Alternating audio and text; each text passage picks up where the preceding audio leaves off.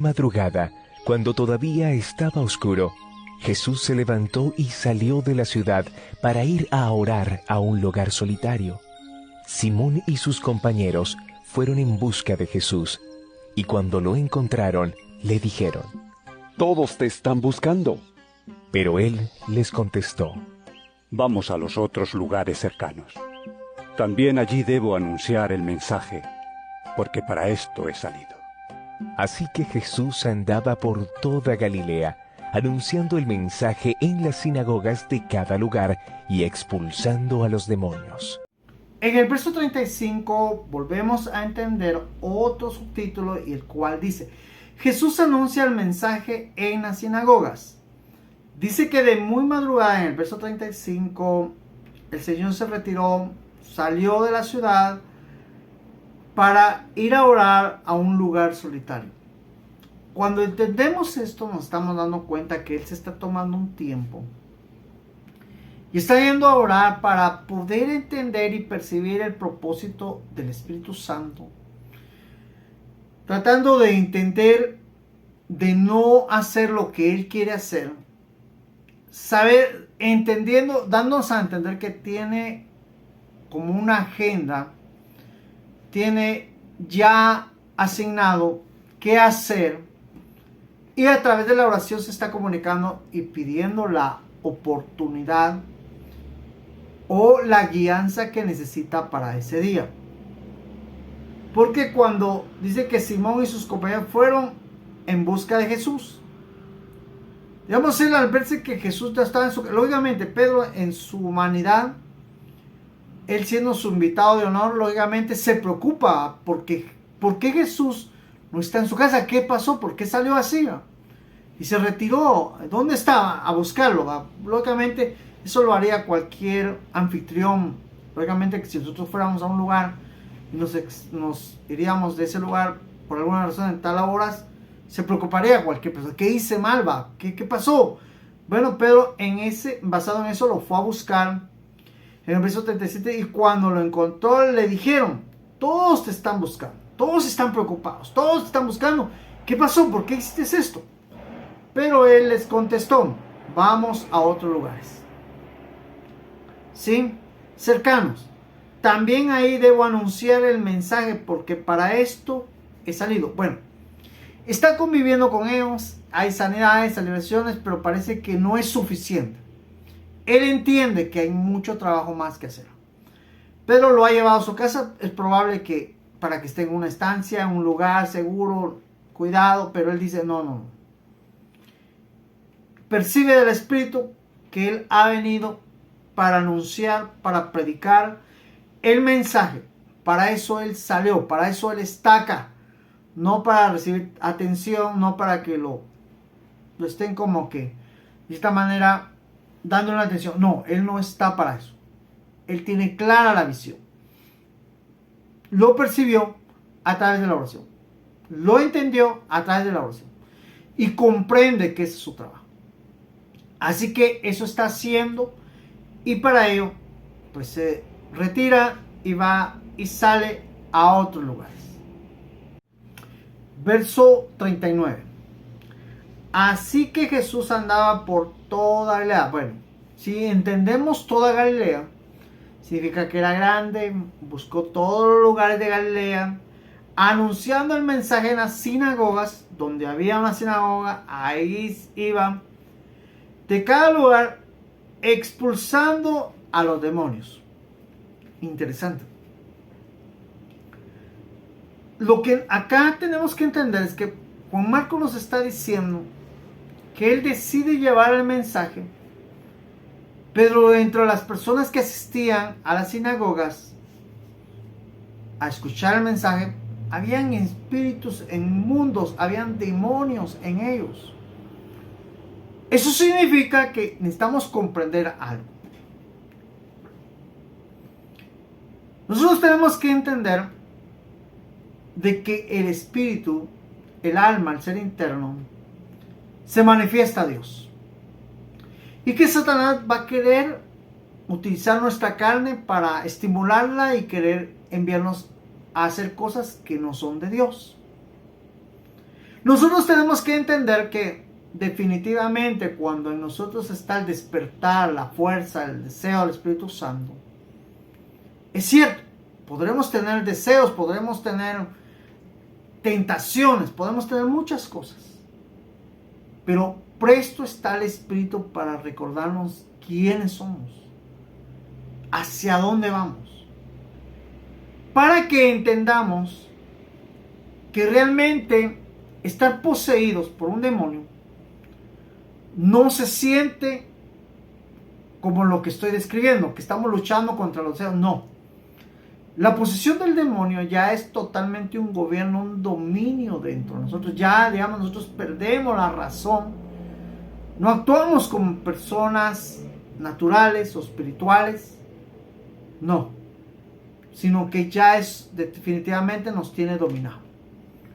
Entonces, el Señor iba, daba el mensaje, predicaba, y personas que manifestaban los espíritus, porque lógicamente los espíritus reconocían al Señor, los expulsaba, los echaba fuera, y así liberaba a estas personas de ese dominio, para que entendieran que hay una lucha. Se llama lucha porque significa que a quién le hago caso, a mi carne o al espíritu. ¿A quién le hago caso? Es mi decisión. Entonces, y es importante reconocer esa decisión, y que tengo que hacerle caso al Espíritu. Con la ayuda de Dios, con la fuerza de Dios, voy a hacerle caso al Espíritu, no a la carne. Entonces, eso se va entendiendo para que entendamos que en estas personas definitivamente se comportaban de una manera totalmente demoníaca. Y el Señor los expulsaba y les daba la oportunidad de poder proseguir en las cosas de Dios, para que entendieran sobre esa lucha que les digo que se vive en nuestro ser entre la carne y el espíritu. Así es como debemos de comprender esto. Un hombre enfermo de lepra se acercó a Jesús y poniéndose de rodillas le dijo: Si quieres, puedes limpiarme de mi enfermedad. Jesús tuvo compasión de él, lo tocó con la mano y dijo: Quiero, queda limpio. Al momento se le quitó la lepra al enfermo y quedó limpio. Jesús lo despidió enseguida y le recomendó mucho. Mira, no se lo digas a nadie. Solamente ve y preséntate al sacerdote, y lleva por tu purificación la ofrenda que ordenó Moisés, para que conste ante los sacerdotes. Pero el hombre se fue y comenzó a contar a todos lo que había pasado. Por eso Jesús ya no podía entrar abiertamente en ningún pueblo, sino que se quedaba fuera, en lugares donde no había gente. Pero de todas partes acudían a verlo. En el verso 40 encontramos el último subtítulo del capítulo 1 y dice: Jesús sana a un leproso. Verso 40 nos dice que un hombre enfermo de lepra se acercó a Jesús y poniéndose de rodillas le dijo. Esto nos da a nosotros la idea en cómo suplicar algo que Dios puede hacer por nosotros. Digamos, no debemos ser arrogantes, imponentes, no debemos de dar una orden. Créame, dentro de la iglesia hay muchos errores. Algunos: Señor, sánalo, como pareciera que yo soy el Señor es mi serviente. Y eso no es así. Algunos enfermos: Señor, sáname, yo voy a ir a predicar. No es un trueque. Necesitamos educarnos. Si nos damos cuenta, la Biblia nos educa y dice cómo este hombre lleno de lepra se acerca de rodillas. En otras palabras, está suplicando, está pidiendo que el Señor tenga misericordia de él. ¿Por qué? Porque lo dice más abajo. Si quieres, puedes limpiarme de mi enfermedad. Si tú quieres, si es tu voluntad, Señor. Lógicamente, cuando uno está enfermo, lógicamente la enfermedad lo desespera a uno. Uno no quiere, nadie quiere estar enfermo. Pero no por eso voy a imponerle, voy a ofender, a humillar al Señor. No. Es por ello que Santiago en una parte dice: pedís y pedís mal. Tenemos que educarnos para pedir bien. Ok, pides bien. pero tienes que entender, no es tu voluntad, no es lo que tú quieres, no, es lo que Él quiere. Entonces, basado en este hombre le dice, si quieres, puedes limpiarme de mi enfermedad. Le está diciendo, yo quiero ser limpio. Ahora, ¿tú quieres? Tú que conoces y escudriñas la mente y el corazón, tú que sabes si lo voy a utilizar. Porque miren, muchos de nosotros estamos pidiendo una sanidad para ir a pecar, para perdernos, para si éramos buenos antes, ahora ser peores. Pero ¿quién discierne todo eso? Dios. Entonces, en otras palabras, si tú quieres, conoces si yo soy bueno, malo, tú entiendes. Tú sabes mi presente, mi futuro, mi pasado, todo lo sabe Dios. Por ello es importante entender la voluntad de Dios. Entonces este hombre, basado en eso, le pide y dice en el 42, Jesús tuvo compasión. Jesús se compadece, pero de un corazón sincero, un corazón íntegro, un corazón que no esconde nada, que no miente, un corazón que realmente se pone a sus pies, rindiendo la naturaleza, rindiendo lo que somos, ¿sí? Entonces dice que él dice, lo tocó con la mano y dijo, quiero, queda limpio.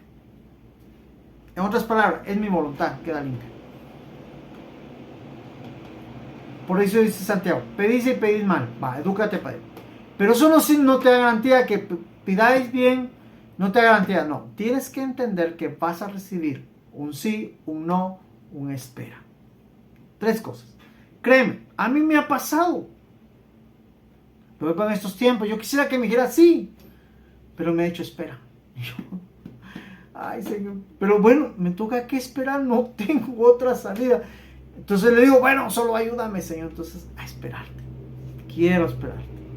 Yo no quisiera esperar, pero debo entender que tú quieres que espere. Y eso voy a hacer.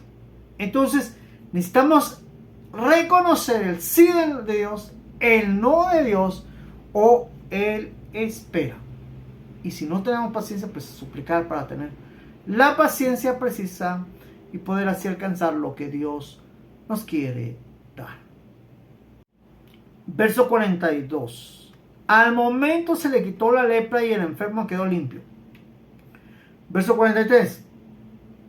Jesús lo despidió enseguida y le recomendó mucho.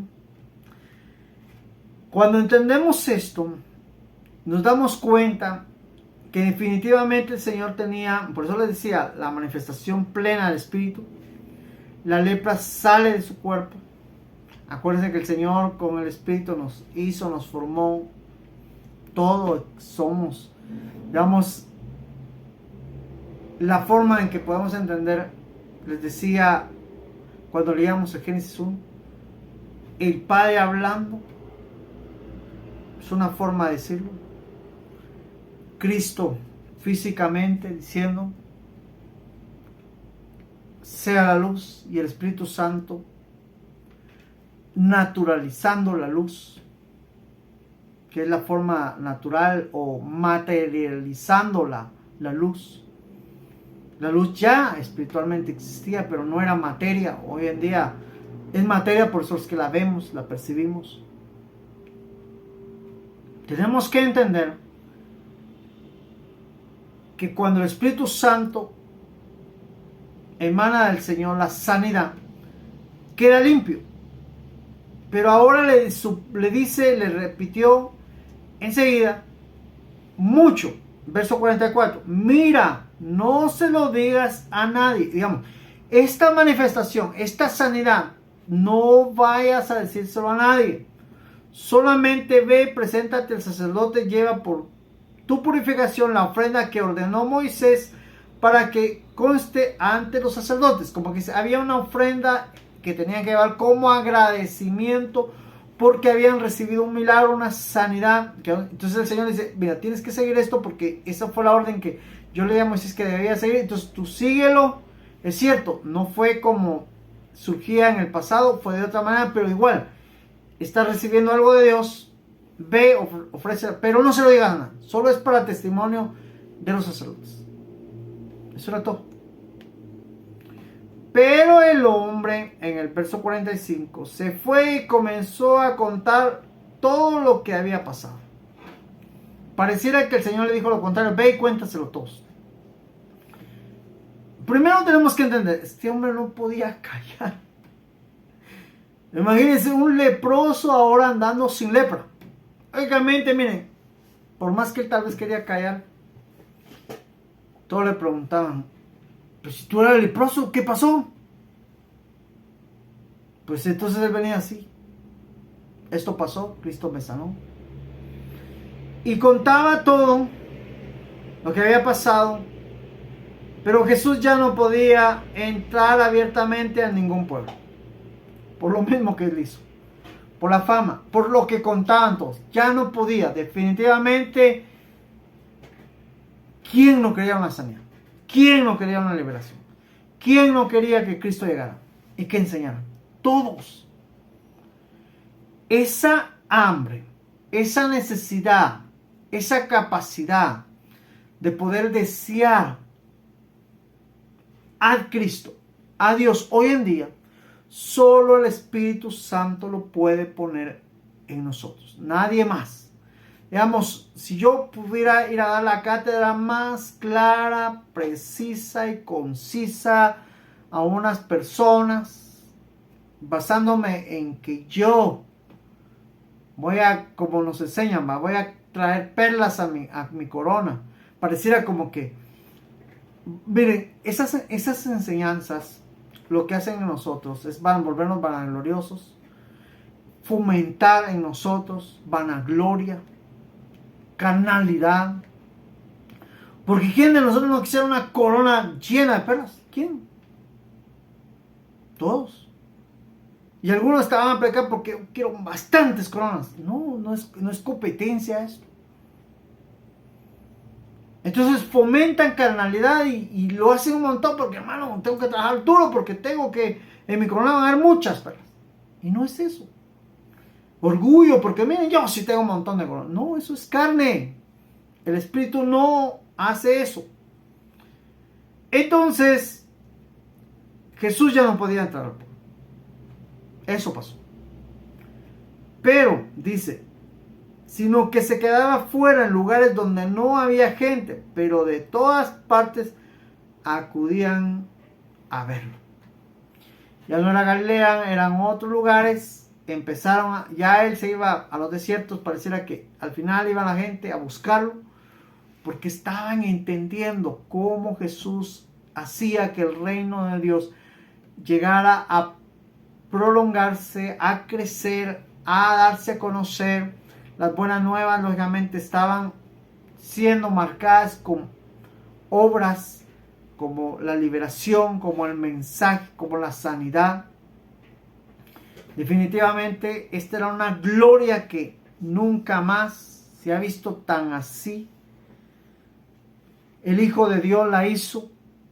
Se cumple la profecía donde vi una gran luz. Esta era la luz, Cristo.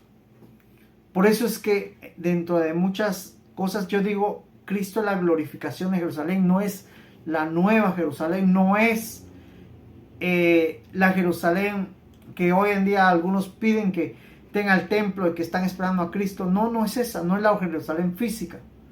La glorificación espiritual de Jerusalén es Cristo. La glorificación física de Jerusalén será la nueva Jerusalén, no la terrenal. Esta ya no va a ser glorificada, ya no, porque es terrenal, es totalmente humana. No es eso.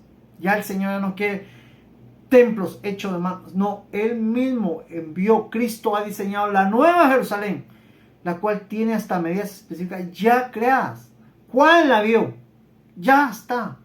Que desciende del cielo a la tierra. No de la tierra hacia el cielo. Es del cielo a la tierra. Esto es lo que nosotros necesitamos comprender y entender para realmente entender lo que Dios está haciendo, no lo que nosotros creemos que Dios va a hacer. No, Dios está haciendo y es un deber en nosotros poder entender y percibir lo que Dios ya está haciendo. Así que te veo en Marcos capítulo 8.